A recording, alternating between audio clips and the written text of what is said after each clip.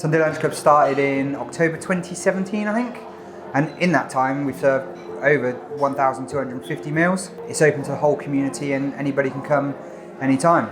It's just nice to give something back to the community. It's great that Apetito put this on and give us a platform where we can engage with the local community, not just our customer bases, but anybody who needs support and just would like to come along to something like this. If we didn't have the Sunday Lunch Club, we'd just be staying at home on our own. My friend is 93 and it's nice for her to have the company.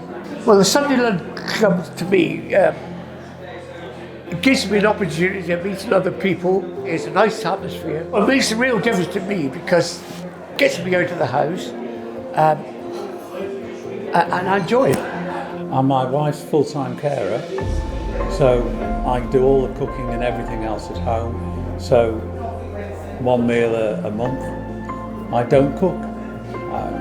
We can come and have a chat around the table with other people. It entertains her as well.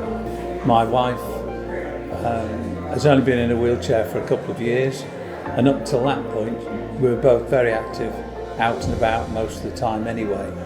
So we didn't have the need, but since she's been wheelchair bound, it's been a very useful thing to be able to go out and mix.